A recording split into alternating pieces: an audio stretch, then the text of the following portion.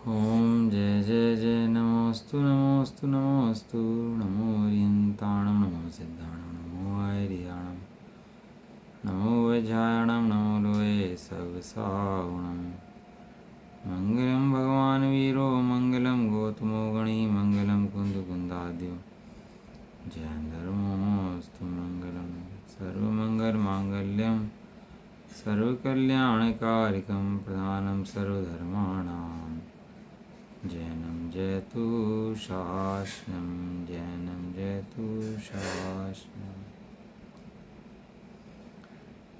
नमः समय साराय स्वानुभूत्या चकास्ते चित्स्वभावाय भावाय सर्वभावान्तर्चिदे वन्दितु सर्वसिद्धे धूमचलमणों गतिं पत्ते ओछामि समय पाहुड़ मुनिमोसुर केवलीभणिदं जीवोचरितदंसनान् टिट्ठदोतमी ससमयं जान होगलकम पदेश टिट्ठिदं च तं जान पर समयम् एयत निच्छय गदो समो सवत सुंदरो लोए बंद कहाए अते तेणे विसंवादणी होदी सुध परिचिदाणुबूदा सवस भी काम भोग बंद कहा एयतस्सुलंबो नवरीण सुलो विहतस्य तमेयत विहतं दायमपणो सव्यवेण जयिदाये जिपमाणं चुगे क्षणं नगे तवं नव्योदीयपमत्तो नपमत्तो जाणगो दुजो भावो एवं बढ़न्ति शुद्धं नादोजो सुदुसो चेव व्यवहारेणुवदिस्सदीडाणिस्य चरितदंसनं नाणं नवीनाणं न चरितं न दंसनं जाणगो शुद्धो।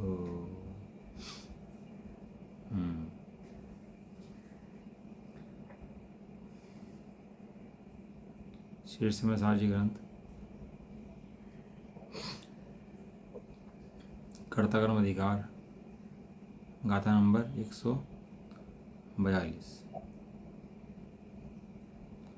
नए पक्षों को पार कर चुका है वही समय सार है। यहाँ जिसे नए पक्ष को पार करके शुद्ध आत्मिक स्वरूप को समझा है, निर्णय किया है, श्रद्धा की है, वही समय सार है। बाकी सब जीव तो हैं, समय सार तो हैं, लेकिन समय सार का अनुभव नहीं करते तो अनुभव नहीं कर पाता उसको, किस कैटेगरी से बाहर है। कम गाता पढ़ लेते हैं। कम बद्धम बद्धम जीवे एवं तु जान पैण पखम पखादिकंतो पुण भणद जो सो समय सारो है कर्म जीव में बदवा अनबद ये न पक्ष है परिपक्ष से अतिक्रांत भाषित वो समय का सार है।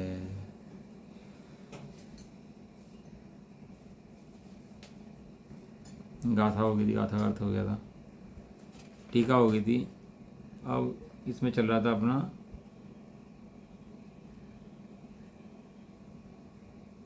पंडित जयचंद जी का भावार्थ,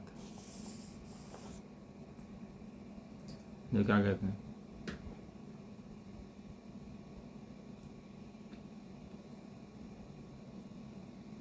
जीव कर्म से बंधा हुआ है और नहीं बंधा हुआ है, यह दोनों नए पक्ष हैं। पक्ष हैं, समझने के लिए हैं। उनमें से किसी ने बंद पक्ष ग्रहण किया, उसने विकल्पी ग्रहण किया, किसी ने अबंध पक्ष लिया तो उसने भी विकल्पी ग्रहण किया, और किसी ने दोनों पक्ष तो लिए तो उनमें भी पक्ष रूप विकल्प का ही ग्रहण किया। आत्मा निरपेक्ष है। कैसा है आत्मा? निरपेक्ष है, निष्पक्ष है, पक्ष से रहित है, पक्षातिक्रांत है, पक्षों से आक्रांत नहीं होता, पक्ष उसको बाधा नहीं करते। ये समझना समझाना भी जब तक है तो अनुभव नहीं होता। अनुभव में ये समझना समझाना बंद हो जाता है, क्योंकि अनुभव प्रत्यक्ष हो जाता है। जिसके लिए समझना था वही सामने आ गया, जिसके बारे में समझ रहे थे वही सामने आ गया। तो जब सामने आ गया जो समझना था, तो अब समझना किसका है? वो सामने आया खड़ा ही हो गया। जब तक एक शुद्ध चिन्ह मात्र मूर्ति आत्मा की अनुभूति नहीं होती है कि मैं शुद्ध चैतन्य मूर्ति मात्र आत्मा हूँ, तब तक इन नयों के द्वारा वस्तु को समझा जाता है कि तू शुद्ध है, तू एक है, तू अखंड है, तू ज्ञायक है, ये व्यवहार है, ये निश्चय है। कब तक? जब तक शुद्धात्मा की अनुभूति नहीं होती। और ये नय भी किसके लिए? ये नय समझना समझाना किसके लिए? ये नय समझना समझाना शुद्ध आत्मा की अनुभूति के लिए हैं। यदि नय शुद्ध आत्मा की अनुभूति ना करा पाए तो नय नहीं है, नया भास है। क्या है? एक नया होता है, एक नया भास होता है। नया भास क्या होता है? मतलब टीवी के अंदर जो नहर है वो नहर है कि नहीं है? टीवी के अंदर नहर है कि नहीं है? एक बालक को मुखौटा बना दे शेर का, शेर है कि नहीं है? नहीं। क्या तो शेर रहे, हाँ शेर। कैसा लग रहा? हाँ। और डर भी रहे उस बच्चे से, ड्रामे करके दिखा रहे हैं या शेर सामने आ गया हो। वो बच्चा ही मज़े कर रहा, मैं खा जाऊंगा है, और ये भी कह रहा हाँ हाँ हाँ मुझे मत खाना है। कैसा लग रहा? बताओ। श्रद्धा क्या कह रही, ज्ञान क्या कह रहा है, चारित्र क्या कह रहा है, अभिप्राय क्या कह रहा? नए किस लिए पढ़ाए थे भाई? अनुभव के लिए। नए का सार अनुभव है। अनुभव नहीं है तो पढ़ाई लिखाई किसी काम रहती नहीं फिर। नए माने राग, राग का अंत, राग का अंतिम जो कण रह जाता है ना, उसका नाम नय है। नय माने क्या होता है? राग। और राग क्या होता है? आश्रव। और आश्रव क्या होता है? संसार। और आत्मा कैसा है? नयातिक्रांत है, पक्षातिक्रांत है। आत्मा के अंदर नय नहीं होते, आत्मज्ञान के अंदर नय नहीं होते। तो नय बताया क्यों है? कि समझाने के लिए बताया भैया, समझाया मात्र था। और जहाँ तक नय का विकल्प है वहाँ तक राग है। जहाँ तक नय का विकल्प है वहाँ तक राग बढ़ता है। और जहाँ अनुभूति है वहाँ पर राग भी नहीं है और नय भी नहीं है, हैं? जहाँ पर आत्मा की अभेद अनुभूति है, नए से आक्रांत नहीं होता, ऐसे आत्मा की जब अनुभूति होती है तो वहाँ नयों का विकल्प, नयों का राग सब छूट जाता है। विकल्प का ग्रहण किया, लिखा पक्ष रूप विकल्प, पक्ष रूप अनुभूति के बाद तो श्रद्धा बहुत प्रगाढ़ हो जाती है। हाँ बिल्कुल ऐसा ही, कहीं कोई डाउट तो रहते ही। हाँ बिल्कुल ऐसा ही है। और अनुभूति से पहले देखो दो सम्यक दृष्टि होते हैं, सम्यक सम्मुख दृष्टि होते हैं, एक सम्यक दृष्टि होते हैं। दो पता ही आपको दो होते हैं। सम्यक तो सम्मुख मिथ्या दृष्टि कैसे होते हैं कि विकल्प तो उनके होते हैं लेकिन विकल्पों में आनंद नहीं मानते, वे जानते हैं कि अनुभूति ही, शुद्धात्मा की अनुभूति ही सम्यक दर्शन है। एक विकल्पों में बैठ के विकल्पों का आनंद लेते हैं, एक विकल्पों में बैठ के विकल्पों का आनंद नहीं लेते, जानते हैं शुद्धात्मा की अनुभूति से पहले जो कुछ किया गया वो किसी काम का नहीं है। खजाने का नक्शा मिल जाए, खजाने का नक्शा मिल जाए और हम जाएँ खजाने के पास, और जाएँ 2 किलोमीटर खजाना हो, हम 2 किलोमीटर पहुँच जाएँ और वहाँ ज़मीन के अंदर खजाना छपा हुआ है, जाके बैठ जाएँ और खोद के खजाना निकालें नहीं, तो पता खजाना मिलेगा कि नहीं मिलेगा? हैं? नहीं मिलेगा। अब उसमें आचार्य देव ने लिखा कि नए के द्वारा समझना है, तो नए के द्वारा समझना है तो समझना तो भाई तुझे ही है ना। क्या समझना है? कि अनुभूति समझनी है। और रटन लगाया अनुभूति अनुभूति अनुभूति और रटन लगाए रखे तो उससे काम होने वाला तो नहीं है। वो तो उसको तोते की भांति है, शिकारी आएगा, जाल बिछाएगा, चुग्गा चुगाए गिराएगा, चुगियो मती ना। वो गाता जा रहा है और जाल के पास जाता जा रहा है, गाता जा रहा है, जाल के बैठ रहा है, खा रहा है, गाता जा रहा है कि शिकारी आएगा, जाल बिछाएगा, चुग्गा गिराएगा, चुगियो मती ना। और अल्टीमेटली क्या हो, उस शिकारी ने जाल में फंसा दिया उसको। तेरा इतना रटने का फ़ायदा क्या रहा भाई? फिर वही वो प्रसंग पढ़ते ही तू फिर वहीं चला गया। इतना नया कराया, तेरे को ज्ञान कराया, तो समझनी पड़ेगी भैया, नए का ज्ञान नए के लिए नहीं है, नए का ज्ञान आत्मा की अनुभूति के लिए है। नए का ज्ञान है तो राग है, नए है तो विकल्प है। तो कराते क्यों हैं? तो भैया तेरी कमज़ोर स्थिति को देख कर कराते हैं, तुझे भेद से समझाते हैं, फिर अभेद को समझाते हैं। अभेद के अंदर भी भेद करके अभेद समझाया, और ये भेदों को तो ग्रहण करे, और भेदों के भेदों को ग्रहण करे, और जो जिसका भेद वो था उस अभेद को ना देखे तो वस्तु की प्राप्ति होती नहीं है। पहले मंदिर होते थे ना, तो मंदिरों पे क्या होता था कि शिखर होता था, शिखर के ऊपर कलश लगता था, और कलश के ऊपर कलगी लगती थी, कलगी एक रत्न लगता था, रत्न। तो रत्न हीरा लगा देता, कोई भी रत्न लगा देता, तो उससे क्या होता था, वो दूर से चमकता था। नगर के अंदर कहीं कहीं बैठा हो, वो उसके हीरे की वो देख के समझ आता कि हाँ मंदिर है। अब नहीं लगता। अब तो खैर सब हीरे ही चोरी हो जाएंगे अब तो, और तो कोई नहीं, बचेगा ही नहीं। मतलब प्रतीकात्मक रूप में कुछ भी लगता हो, वो नहीं लगता। तो वो पताका लगती है ना, पताका तो उसको बोलते हैं, जो पताका लगती है तांबे की पताका लगती है अपने यहाँ, वो उसी की लगती है। उसको हाँ, वो ऊपर तांबे की पताका इसीलिए लगाते हैं उसके अंदर। अब वो यहाँ ये चमक रहा है, यहाँ ये चमक है, वहाँ पर नीचे भगवान है। अब जो कहीं से भी देख ले, जहाँ चारों तरफ कहीं भी जा, तू कहीं नगर में जा, किसी क्षेत्र में जा, कहीं बैठ, लेकिन वो जो इतनी चमक है वो ऐसी जगह लगती है कि वो दिखाई देगी तेरे ऊपर से ही, हैं, अलग दिखाई देगी। नहीं, नीचे कौन है? भगवान है वहाँ पर, हैं। ये चारों गति में कहीं भी देखो, यहाँ जीव ही जीव है, लेकिन यहाँ ये जीव की चमक देखने का मतलब है कि तू मंदिर में जाकर भगवान का दर्शन कर, वहाँ मंदिर है, वहाँ भगवान है। वो प्रतीक था इस बात का कि यहाँ मंदिर है, तो यहाँ जा और दर्शन कर। अब ये नहीं दूर बैठ के बाहर से दर्शन करता रहे, बैठ के वहाँ जा, भगवान वहाँ पर हैं, तो इशारा दे दिया कि यहाँ पर भगवान है। वो एक क्या है, वो जो ऊपर लिखा है वो कहते हैं इशारा, प्रतीक। क्या इशारा है? कि यहाँ भगवान है। ऐसे यहाँ क्या इशारा है कि नए ने समझाया कि तू शुद्ध है, एक है, अखंड है, ज्ञान मूर्ति है, चिदानंद है, तू ऐसा ऐसा गायक है, तू परमात्मा है। ये शुद्ध ने बताया।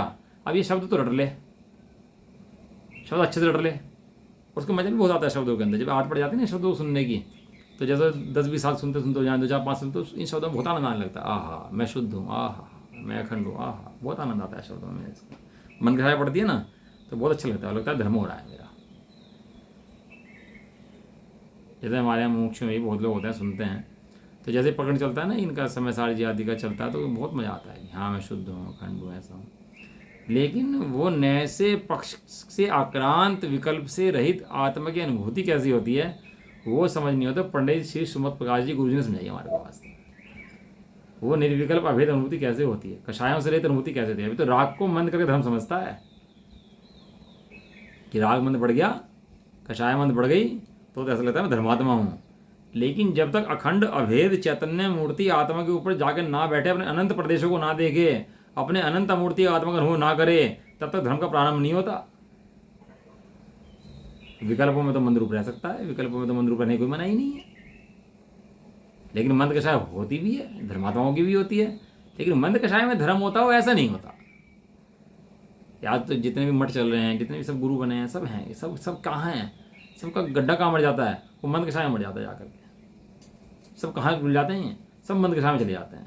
क्या कि वहाँ दया करो, दान करो, स्वाध्याय करो, पूजा करो, पाठ करो, ये करो, वो करो। अरे तो अनंत आनंद मूर्ति चैतन्य आत्मा मूर्ति आत्मा की तुझे पता है कि नहीं पता है? जो 3 लोग का नाथ भगवान आत्मा है, उसकी तुझे पता है कि नहीं पता है? कुछ नहीं जानता भैया उसके बारे में, और बस धर्म के नाम पर धुआंधार मस्ती रहती है। धर्म तो भैया वास्तव में कहीं और नहीं है, धर्म आत्मा का स्वभाव है, धर्म तेरे अंदर ही है, तू ही धर्म है, तू ही धर्मात्मा है। कहते हैं बहुत बड़े धर्मात्मा है धर्मात्मा ने जो अपने को आत्मा देखे वो धर्मात्मा, जो अपने अनंत धर्म अपने आत्मा के अंदर देखे वो धर्मात्मा। धर्मात्मा के बाहर तो ना पड़ते हैं कि बाहर घूमते फिरते हों, हैं?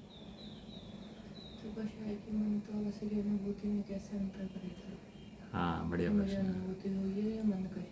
हाँ कषाय मंद और आत्मा की अनुभूति में कैसे अंतर करें? देखो इसमें 2 जीव, एक सम्यक तो सम्मित दृष्टि और एक सम्यक दृष्टि।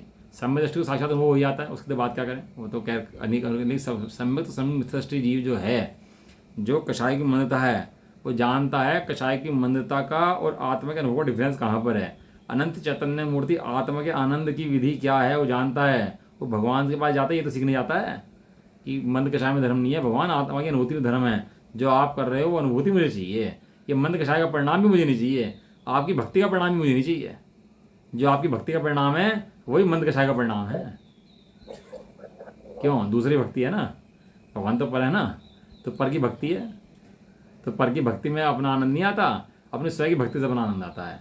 और वो पढ़ के सुन के मन वो जानता है कि ये आत्मा की अनुभूति भले ही ना करता हो, लेकिन जानता है ये आत्मा की अनुभूति होती कैसे है। कैसे जान लेता है? कि विशुद्धि होती है उसके अंदर ऐसी जाति की, सम्यक सम्यक मिश्रष्टि की ऐसी कर्म करते करते क्षोभक्षमादि हो जाते हैं कि उसकी विशुद्धि ऐसी बनती है कि समझ जाता है, पूरा मार्ग का निर्णय पूरा कर लेता है कैसे करना है। होता है भाई उसके अंदर विशुद्धि एक अलग जाति की ही होती है, समझ, और हर किसी की नहीं होती, क्योंकि बिरला जीव ही होता है ये इस बात को पता कर लेता है और वो समझ जाता है कि भैया मन कषाय में धर्म नहीं है। पुण्य पाप फलमाई हरक बिलखो मत भाई, यह पुद्गल पड़ जाए उपजी विंसी फिर थाई। दास ज्ञान को कारण सपर विवेक बखानो, कोटि उपाय बनाए ताको भव्य उड़ानो। ऐसे ज्ञान का उपाय क्या है? ऐसे ज्ञान का उपाय स्वयं क्या है, पर क्या है, मैं कैसा हूँ और पर कैसे हैं। ये जितनी कर्मों की संपत्ति थी सारी पर दिखाई और सबसे नास्ती फाड़ी कि जितना कर्मों का उदय कुछ में छोड़ देना, एक भी परमाणु मात्र का राग निगोद में ले जाने के लिए काफ़ी है, एक परमाणु मात्र का राग भी। इसलिए आचार्य देव ने सारे कर्मों को काट के तरफ कर दिया। देख लो एक कहीं छोड़ा इसके अंदर कर्मी कि एक कर्म तेरा है, पुण्य कर्म तेरा है, कोई कर्म तेरा है, कहीं नहीं। सारे कर्मों की जाति ली, कर्म जाति, चाहे मोहनिया हो, चाहे मोहनिया, चाहे पुण्य हो, चाहे तीर्थंकर पकड़ती हो। उसके अंदर कहीं लिखा तीर्थंकर पकड़ती तो अच्छी है भाई, उसे रख लो, इतना सास पढ़ लिया, कहीं चार कुंदे में लिखा मार लिया कि भाई तीर्थंकर पकड़ती तो बढ़िया है, पुण्य पकड़ती अच्छी हैं, उन्हें तो रख लो और बाकी छोड़ दो। ये पाप पुण्य के भेद करता है तो चरण योग करता है। यहाँ पाप पुण्य अध्यात्म में या शुद्धात्म में पाप पुण्य के भेद नहीं पड़ते, क्योंकि शुद्धात्म पुण्य पाप से ही रहित है, पुण्य पाप उस आत्मा के अंदर है नहीं। पुण्य पाप से पार शुद्धात्म का धर्म है। विकल्प हैं, तो विकल्प को ग्रहण करता है, सो आत्मा ग्रहण नहीं करता। विकल्प तो होते हैं भूमिका अनुसार, ऐसी बात नहीं विकल्प नहीं होते, होते हैं, लेकिन जानता है कि विकल्पों से बंध है और अनुभव में बंध नहीं है। वो जानता है इस बात को, और इस बात के जानने से वो प्रयास करता है अनुभव करने का। विकल्पों में संतुष्ट नहीं होता। ज़्यादातर लोगों के गड्ढे में पानी ही मर जाता है कि विकल्पों में संतुष्टि। समय सार जी पढ़ लिया हमने तो जान लिया है, नए के अंदर नहीं है। ये सब जीव ऐसे रुक जाते हैं। स्वामी जी ने देखा और दिखाया, कहने लगे भैया शुद्धात्मा की बात मत करो, शुद्धात्मा को अनुभव करो। ये बातों का धर्म नहीं है, ये अनुभव करने का धर्म है। जब अनुभूति करता है तो सारा अनेकान, सारा स्वादवाद, सारा नए पक्ष, सारा प्रमाण, सारी वस्तु सब क्लियर हो जाती हैं, सब की सब। ये अंतर है। हाँ, ये अंतर है सिर्फ। वो जानता है कि वो कषायों की मंदता और आत्मानुभव है ना, उसमें ये मेन अंतर है कि वो कषायों की मंदता में शांत होकर रुक जाता है। हाँ, और जो अज्ञानी सम्यक सर्वमुख मिथ्या दृष्टि है ना, उसे अपना लक्ष्य पता है, उठता नहीं। वो तो है, सही बात। ये अंतर है, बस और कोई अंतर नहीं है। वो उसका लक्ष्य को भेद देता है, वो उसको भेदता हुआ चलता है। कब तक भेदता है? ऐसा लिखा है जहाँ तक भेदा जा सकता है वहाँ तक भेद। ये नए जो है ना, नए जानने हैं और भेदने हैं, जानना है और भेदना है। क्या बताया नए को? जानना और भेजना है, लेकिन ये जब तक भेदा जाए, जब तक मतलब ये लिमिट नहीं है कोई। हाँ, इसकी अनुभव से पहले लिमिट है ही नहीं। बहुत नए आएंगे, बहुत नए से के द्वारा बहुत बड़े चलेंगे, सारे बड़े चलते रहेंगे। तो कहीं तो लिमिट होगी ना, जब लिमिट अनुभव पे जाकर गाड़ी रुक जाएगी। लिमिट सिद्ध भगवान है ना, अनुभव है, मतलब समय दृष्टि की तो अनुभव है, वो है। अनुभव जो है वो लिमिट होगी। अनुभव के ही वो सिद्ध भगवान कह रही है, सिद्ध भगवान बनने तक भेदा जा सकता है, उसको भेद, वो बात ठीक है। उसके अपेक्षा से वो समय दृष्टि की अपेक्षा से अनुभूति है, और सिद्ध भगवान की अपेक्षा सिद्ध भगवान बनने तक, अनंत बनने तक जितना भेदा जा सकता है, जो भेदा उसको भेदता चल, भेदता रहे, भेदता रहे, भेदता रहे। वो अभेद आत्मा की अनुभूति, वो तो भेद में टिक गया तो आत्मा की अनुभूति नहीं होगी, उसको भेद को ही भेद दे। भेद को भेदेगा तो भेद प्राप्त होगा, अब भेद में अटक जाएगा तो फिर वह भेद प्राप्त नहीं होता। ये मन के विकल्प, वचन के विकल्प, काय के विकल्प, ये सब विकल्प हैं भाई, ये सब अनुभूति नहीं है, ये सब विकल्प हैं। और ये विकल्प मंद हों कि तीव्र हों, पलट जाते हैं क्षण में। अभी कोई आगे गाली दे जाए यहाँ बैठा बैठा, और कषाय हुआ प्रत्येक खान हो, तभी स्वाध्याय करते करते स्वाध्याय बंद होगा, लड़ाई शुरू हो जाएगी। हैं, ये विकल्प हैं। लेकिन आत्मा की अनुभूति करना समझ जाता है, कषाय के विकल्प हैं, कर्मों के विकल्प हैं, मेरी वस्तु नहीं है। मेरी वस्तु कौन सी है? मेरी वस्तु तो ज्ञान वस्तु है। देखो क्या कह रहे हैं आगे, परंतु ऐसे विकल्पों को छोड़कर जो कोई भी पक्ष को ग्रहण नहीं करता, ऐसे विकल्पों को जानता है और छोड़ देता है, और छोड़ करके पक्ष को ग्रहण नहीं करता कि आत्मा बंधा है कि नहीं बंधा है, ऐसा कोई नहीं ग्रहण करता, वही शुद्ध पदार्थ का स्वरूप जानकर उस रूप समय सार को, शुद्धात्मा को प्राप्त करता है। वही प्राप्त करता है भैया समय सार को, नहीं तो समय सार को प्राप्त नहीं कर सकता। मक्खन चाहिए तो मलाई छोड़नी पड़ेगी, और घी चाहिए तो मक्खन छोड़ना पड़ेगा। अब ऐसे नहीं हो सकता मक्खन का राग भी हो और घी भी मिल जाए, हैं? हो सकता है? क्यों भाई, ऐसा हो सकता है कि घी भी चाहिए, घी भी चाहिए और मक्खन का राग भी हो, मक्खन भी रखा रहे घी बन जाए? ऐसा है? मक्खन का राग छोड़ के घी प्राप्त होगा। उत्कृष्ट अवस्था प्राप्त करने के लिए निकृष्ट अवस्था छोड़नी पड़ेगी। क्यों? निकृष्ट अवस्था छोड़ के उत्कृष्ट अवस्था प्राप्त हो जाती है। निरोग होने के लिए रोग छोड़ना पड़ेगा, वीतराग होने के लिए राग छोड़ना पड़ेगा। ऐसे ही यहाँ क्या है कि अनुभव के लिए न छोड़ना पड़ेगा। आएगा उसमें से ही, लेकिन वो उसमें से वो नहीं बनेगा। लेकिन देखो बहुत बड़े इसमें बात लिखी, नए पक्ष को ग्रहण करना राग है। जैसे छाड़ो जी क्या करें, नए पक्ष को ग्रहण करना भी राग। जेही तहाँ साधक हैं ते ही वहाँ बाधक हैं।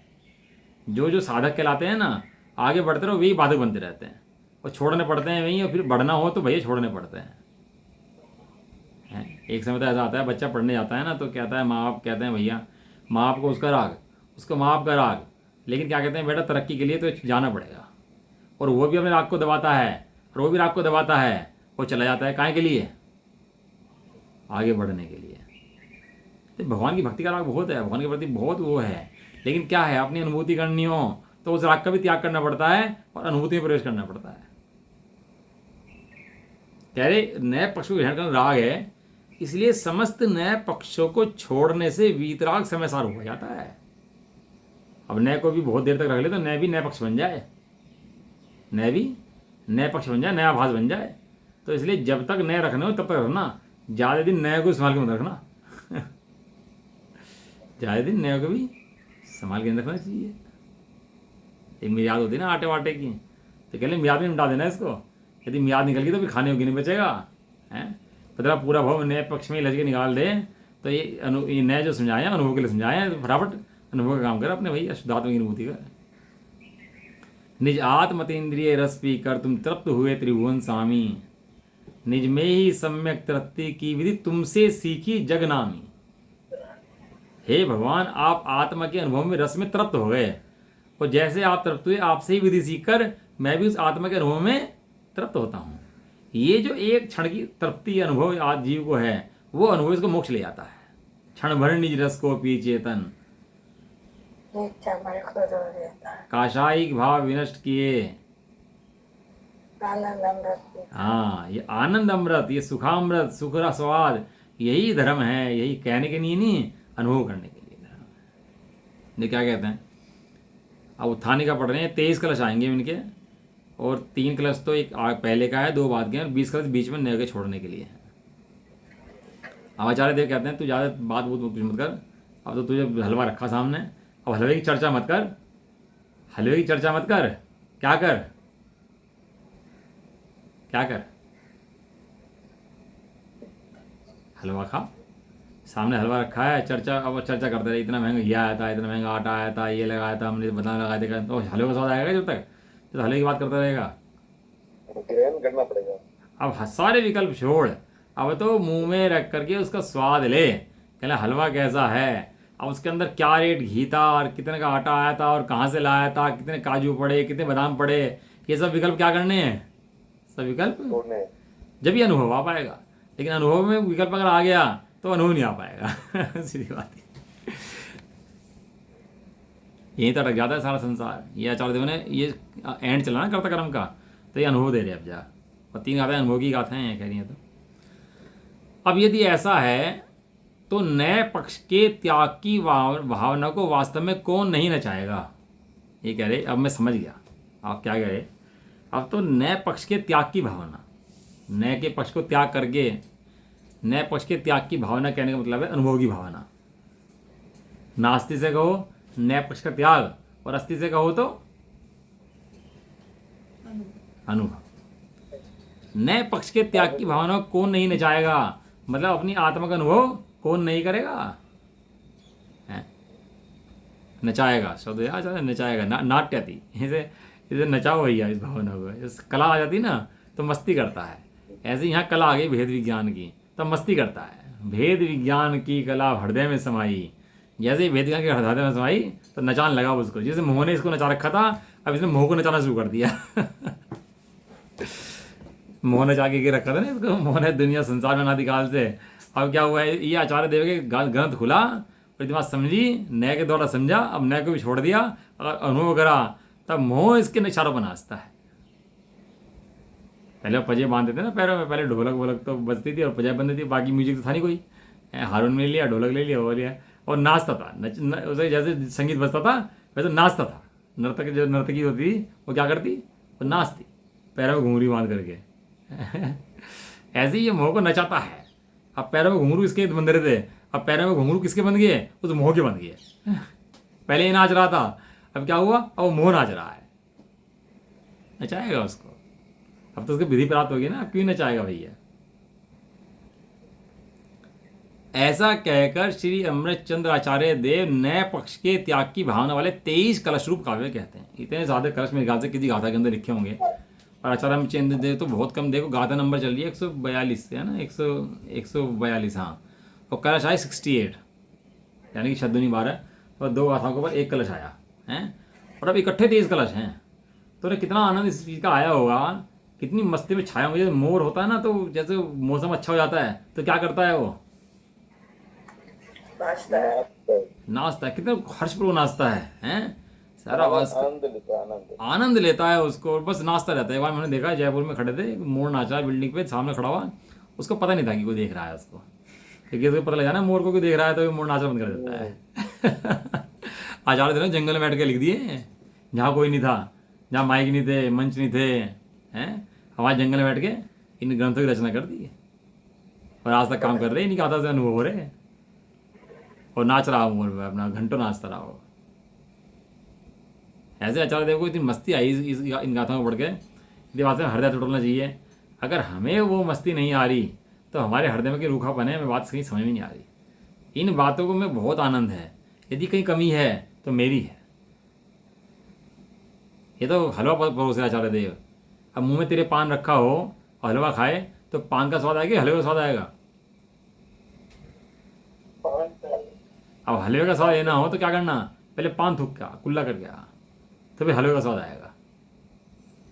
और तू चाहे कि पान के साथ ही हलवा भी रखा, हलवा भी खा लूँ तो स्वाद नहीं आएगा। इसलिए हमारे अंदर कमी क्या है भैया, अपने अंदर बहुत वास्तव में इतनी इन बातों के अंदर है तो बहुत आनंद है तो बहुत मस्ती, लेकिन हमको वो आनंद मस्ती नहीं आती, तो कहीं ना कहीं अपनी बहुत बड़ी कमी है कि आचार्य देव को तो बहुत मज़ा आ रहा और हमें मज़ा नहीं आ रहा। तो अपने दोष जो है वो दूर करना चाहिए भैया, वो सोचना चाहिए ये मुझे क्यों नहीं आ रहा। हाँ, तो मजा लेने के लिए पहले रिक्त करना पड़ेगा। हाँ, रिक्त करना पड़ेगा। समझना पड़ेगा भैया उन्हें क्या मजा आया। जो कितना बढ़िया कलश है, बहुत इंपॉर्टेंट कलश है, मैंने इसके ऊपर लाइन लगा के लिखा भी उस टाइम, इम्पोर्टेंट। ये एव मुक्तान पक्षपातम, यार खोल लो ये तो सामने आएगा। हाँ ये आ गया। ये एव मुक्त्वा न पक्षपातं स्वरूप गुप्ता निवसन्ति नित्यं विकल्प जालच्युत शांत चित्तास्तेव साक्षात् अमृतम पिबन्ति। क्या गजब कलश, अमृत पीता हूँ मैं, ये लिखा अमृतम पिबन्ति, क्या पीता हूँ, अमृत पीता हूँ। तो जेल होती है ना, जेलें बंद कर देते हैं कैदी को ले जा करके, तो क्या है कोई कैदी सुधरना चाहता है ना, तो उसके लिए सुधार गृह होता है अलग से। तो उसको क्या करते हैं, उन बहुत हार्ड कैदियों से ना शिफ्ट करके तो उसको दूसरी जेल में शिफ्ट कर देते हैं, जो सुधार की अच्छी लोगों की जेल होती है, वहाँ शिफ्ट कर देते हैं उसको। होता है ऐसा प्रोसीजर होता है उसका। अब वहाँ जेल में रख के वो आनंद मानने लगे कि जी अब तो मैं सही जेल में आ गया, पहले तो मैं कैदी के साथ था, अब मैं अच्छे से कैदी के साथ आ गया, अब अच्छे जेलर हैं, तो निकल पाएगा भी वहाँ से। और वैसे उन्हीं साथ रहने में मुझे मानने लगे कि भाई तुझे शिफ्ट इसलिए किया है कि तू सुधर करके बाहर निकल जा। अब यदि उसी में लज गया हो जेल के अंदर ही, वहीं उनके जैसे एक्टिविटी करने लगा, तो फिर भी तू जेल के अंदर ही है, जेल से बाहर फिर भी निकल पाएगा। और जब से बाहर निकलता है जेल से सुधरने के बाद, वो ताला खुलता है और बाहर निकलता है, तो कैसा लगता है उसको, है कि भैया आनंद अवसर आया हो रे, अपूर्व अवसर आया हो रे, आज मजा आया रे, है लगता उसको जेल से बाहर निकलते ही। ऐसे ही ये कह रहे हैं आचार्य देव कि जो नए पक्षपात को छोड़कर, नए के पक्षपात को छोड़कर, नए में इल्झा ना रहकर, हैं नए में ही ना अटक कर, अटकन होती है ना, अटकन, तो क्या होती है अटकन में, अटक जाता है। स्वरूप में गुप्त होकर, कहाँ गुप्त होकर, स्वरूप में। गुप्त किसे कहते हैं, गुप्त गुप्त होकर छुप जाना, एकदम बैठ जाना। अभी तो क्या समय दर्शन, ढोल मत पीट देना, कहना समय दर्शन हो गया, लोग मजाक बनाएंगे, इस काल में ऐसे विशुद्ध लोग नहीं है तो समय दर्शन की महिमा करें। कहने लगा हम तो भैया बहुत समय दृष्टि हो गया, हमने तो अनुभव प्राप्त कर लिया, छुपा के रखना, किसी को बता मत देना, संपत्ति लुटते देर नहीं लगेगी, लोग या तो चढ़ा देंगे या गिरा देंगे या तो तुम मानो चढ़ जाएगा, नहीं तो कशाय गिरा देंगे तेरे को। इसलिए अपना काम अपने आप, अपने लिए, अपने में करना, ज़्यादा ढोल वोल में पीट देना इन बातों का भी अपना धर्म अपने लिए, दूसरों के लिए नहीं है भैया, हैं। कोई जिज्ञासु मिले, एक भी मिले तो समझा देना उसको, कोई दिक्कत वाली बात नहीं है। लेकिन अपने अनुभव ढोल में पीटने, आप किसी ज्ञान से पूछा ना समय दृष्टि है, तो चुप हो जाते हैं, बोलते नहीं हैं, क्योंकि इसको बताने से लाभ भी क्या है, ये जान भी लेगा तो उससे मेरा क्या लाभ है। सम्यक की शील की रक्षा करो भैया, ज़्यादा ढोल नहीं पीटना अपना। स्वरूप में गुप्त होकर, कोई बिरला जीव होता है जो इन बातों को समझ करके अनुभव कर पाता है। अनंतानंद जीवों में से किसी किस्मत छटती है जो इतनी बात सुन करके अनुभव करके तृप्त हो जाता है, नहीं तो अनंतानंद जीव ऐसे संसार के अंदर रुलते रहे और रुलते रहेंगे। कोई से कोई समझ में नहीं आने की बात ही है। कोई बिरला जीव होता है जिसे मोक्ष का रास्ता पाना होता है, वो इस बात को पढ़कर मोक्ष में रास्ते निकल जाता है, और नहीं तो सारे संसार में भटकते जाते हैं, बातों को पढ़ते भी रहते हैं और संसार में भटकते जाते हैं। स्वरूप में गुप्त होकर सदा निवास करते हैं। कब निवास करते हैं, सदा निवास करते हैं। मुनिराज आप इसी बताओ, आप छठे गुण स्थान में आगे शास्त्र लिख रहे हो और आप अनुभव तो कर नहीं रहे उस समय जिस समय शास्त्र लिख रहे हो, और आप कह रहे हो कि मैं सदा निवास करता हूँ। आप सदा कह रहे हो सदा, तो सदा निवास कैसे करते हो आप सदा निवास तो अनंत देव करते हैं, सिद्धदेव करते हैं, सदा काल रहते हैं, आप कैसे सदा निवास करते हो। कहने लगे भैया मैं नए पक्ष से रहित अपने शुद्धात्मक अनुभव करके आया हूँ। अब वो जो आया हूँ मैं अनुभव को नहीं भूलता, मेरी परिणति में धर्म रहता है, उसका नाम है सदा निवास करता हूँ। और घर छोड़ के चले जाते हैं अपन लोग काम वाम पे, तो निवास कहाँ करते हैं बताओ, कहाँ निवास करते हैं। 8 घंटे ऑफिस में बैठ जाए ना तो ऑफिस निवास नहीं कहा जाएगा, हाँ निवास तो घर ही कहा जाएगा। भले 5 घंटे 6 घंटे घर में सोने के लिए आता हो, बस ये निवास कहाँ कहा जाएगा। निवास स्थान कहाँ है, हाँ निवास स्थान कहाँ है, हमारा निवास स्थान कहाँ है, कि हमारा निवास स्थान हमारे अनंत प्रदेश और चैतन्य मूर्ति पुंज के अंदर है। अब बाहर में बहुत काम हो जाएंगे तो हो जाएंगे, हमें क्या फर्क पड़ता है, लेकिन निवास कहाँ है मेरा, आराम का मिलता है मुझे आकर के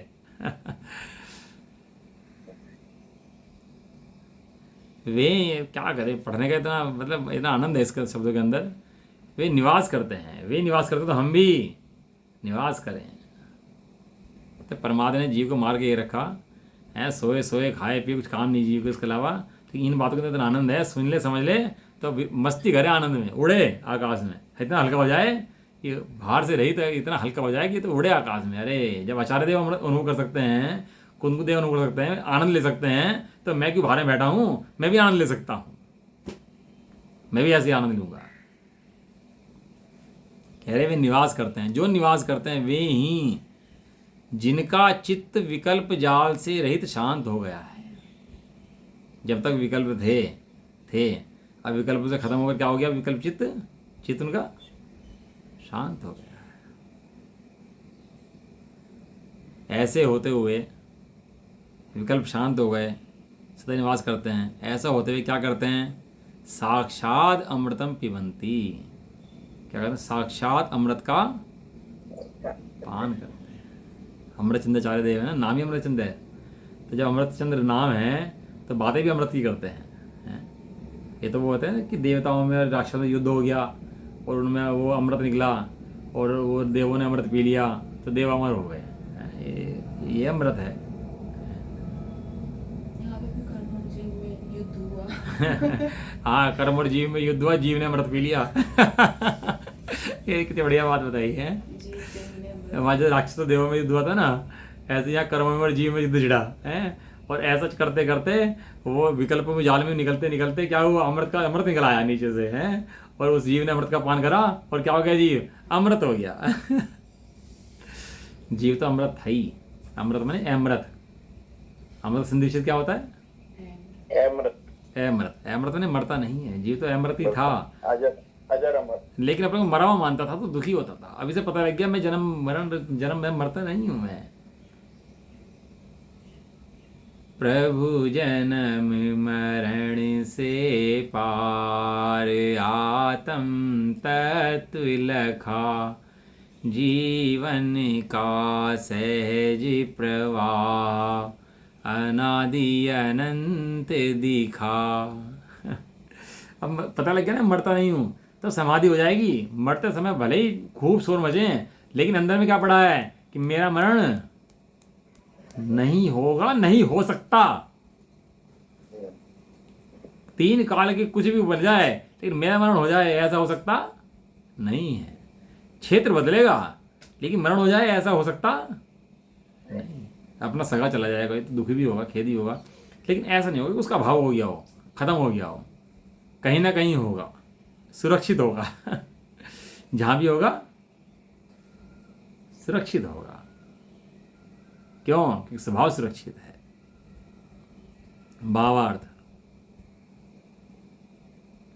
जब तक कुछ भी पक्षपात रहता है तब तक चित्त का क्षोभ नहीं मिटता। जब तक कोई भी विकल्प रहता है तब तक चित्त का क्षोभ मिटता नहीं है। चित्त में क्षोभ बना ही रहता है, आकुलता जी चित्त में बनी रहती है। बताता है मकान बन रहा हो अपना, जब तक मकान का मुहूर्त होकर शिफ्ट ना हो जाए तब तक क्या होता है, चित्त में क्षोभ बना ही रहता है।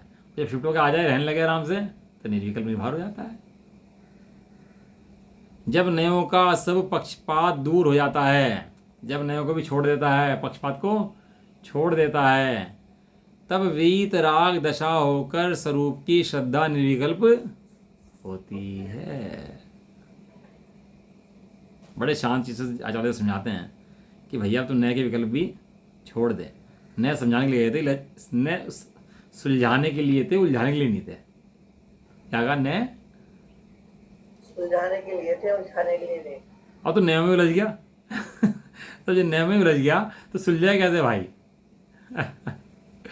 नए में उलझ गया भाई तुम। स्वरूप की श्रद्धा निर्विकल्प होती है जब नया छोड़ देता है। स्वरूप में प्रवृत्ति होती है और अतीन्द्रिय सुख का अनुभव होता है। अब ये जितनी भी कलश आएंगे और जो आगे गाथाएं आएंगी, 2 गाथाएं और आएंगी इसके बाद, वे सब अनुभव की गाथाएं हैं। वास्तव में वे सब कहते हैं शास्त्र छोड़ तू भैया, शास्त्र भी एक तरफ रख, लक्ष्य छोड़ इनका भी, भगवान लक्ष्य भी छोड़। अब तो तू क्या कर, अब तो तू समाधि ग्रहण कर। समाधि ग्रहण कर मतलब स्वरूप में सावधान होने का नाम ही समाधि है। स्वरूप में सावधान होने का नाम ही समाधि होता है। तो ऐसा अब कलश, अब 20 कलश आएंगे आगे इसके लगातार। अब एक नए ऐसा कि 20 नए के 20 कलश के अंदर 40 नए दिखाएंगे। 20 कलश के अंदर कितने नए दिखाएंगे? 40 नए के द्वारा वर्णन करेंगे कि ये जीव कैसा है और कैसा नहीं है, कैसा अनुभव में आता है, और अलग अलग युक्ति से आचार्य इसका निर्णय कराएंगे एक एक कलश। बहुत सुंदर है कि लय भी बहुत सुंदर है, कलश भी बहुत सुंदर है। पढ़ेंगे कलश ये अनुभव कराएंगे नए के द्वारा, ये नचाएंगे। क्या करेंगे? नचाएंगे। ये ढोल बजा के नचाएंगे। अब मस्ती कराएंगे। ये कहते हैं ना, अब मस्ती करो। अभी क्या करेंगे? मस्ती कराएंगे। हैं मतलब नए छोड़ने की बात करो और नए के द्वारा करो। हाँ, नए छोड़ने के बाद नए के द्वारा, नए को समझ करके नए छोड़ करके कहाँ चले जाओ? अब अनुभव में चले जाओ, विश्राम करो। ये कलश तो हो गया ना, हैं पहला कलश तो हो गया ना 20 से। नहीं 23 है टोटल वैसे। 23 में से पहला वो एक हुआ है, 20 नए हो गए हैं और 2 बाद में आएंगे उपसंहार के इनके। इसका मतलब तो ये हुआ कि जहर जहर का जो जहर को खत्म करना जहर से ही। हाँ ये बात सही है। हाँ तो औषधि में जहर जहर औषधि में कहलाते वो हैं। कह रही ना, औषधि में जहर मिलता है भाई, औषधि के अंदर भी जहर होता है। आप दोनों बैठ जाकर उसमें सही रहेगा। ये तो जहर का इलाज जहर से ही है ना, लोहे को लोहे हाँ लोहा काटता है। लोहा काटता है।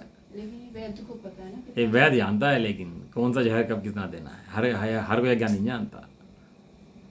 वो होता है ना, बहुत से बच्चे जाते हैं तैरने जाते हैं स्विमिंग पूल वगैरह पे, नहर पे, तो तैरते हैं जाते हैं तो सोचते हैं दो तैरूँ कि नहीं तैरूँ, डरते हैं तैरूँ कि नहीं तैरूँ, क्या करूँ क्या ना करूँ कैसे तैरूँ। तो एक दोस्त आता है और पीछे धक्का देता है उसको, कहना चल। और एक बार तो लगता है कहना क्या कर दिया क्या कर दिया। और जो हाथ पैर चलने लगते हैं ना उसके, जो हाथ पैर चल के वो तैरना शुरू कर देता है, कहना अरे ये तो कमाल हो गया, ये तो मैं भी तैर सकता हूँ। अब वो तैरना शुरू करता है, फिर वो तैरने का सीख जाता है उसके बाद इतनी में ही। तो वो होता नहीं सर्दी में पहला लोटा डाल के बाकी तो अपने आप आ जाएंगे। तो ऐसे ही यहाँ है, आचार्य डरता रहता है, नए नए समझो, डर रहा है वो, डर जाता है भैया नए चक्र के अंदर नहीं प्रवेश करा तो खत्म हो जाएगा, ये हो जाएगा। अच्छा चल चल तो नहर में डूब, धक्का मार दे पीछे से, तो हटा यहाँ से। तो आचार्य देव क्या करेंगे और नचाएंगे, अब पानी का मजा कराएंगे तेरे को ठंडक का है, बाहर से बैठ के बातें करता रहता है बैठा बस खाली। अब बातें बातें छोड़ और अंदर आके उसका मजा ले। चल एक्चुअली में क्या होता है, जो लोहे को ना हार्ड करना होता है, हाँ गर्म करते हैं ठंडा करते हैं, गर्म करते हैं ठंडा करते हैं, तो उसकी हार्डनेस बढ़ती चली जाती है, उसकी क्वालिटी बढ़ती चली जाती बिल्कुल। वो तो बहुत विधियाँ हैं, लेकिन यहाँ तो हमें विधि है नए पे छोड़ करके अनुभव करो है। बस। नहीं, ये तो उदाहरण बता रहा हूँ मैं, हाँ क्वालिटी कैसे बढ़ती है। सही बात है। नवीन 14 तारीख का प्रवचन नहीं भेजा? भेजा भाई, दोनों भेजे, वो कल भेजे दोनों। नहीं, एक भेजा कल भी, एक 20 का रखा है 14 तारीख का। मैं देखता हूँ, कल का तो भेज दिया 15 का, तो 14 का नहीं भेजा। मैं देखता हूँ अभी भेजा। आप सुन लेते हो दोबारा सुन दोगे आप? हाँ दिन में बढ़िया है, ये अभ्यास ही करता है काम, बस ये समझ लो आप, बिल्डा ही करता है भैया, कोई हर किसी के बस की नहीं होता। थोड़ा सा क्लियर हो जाता है ना, सुबह एक बार सुना दूसरी बार थोड़ा हो जाता बहुत है। बहुत बढ़िया। निज निधि निज में बताई है आनंद। वाणी माँ को वंदना शत बार है। नोवाणो मुकार में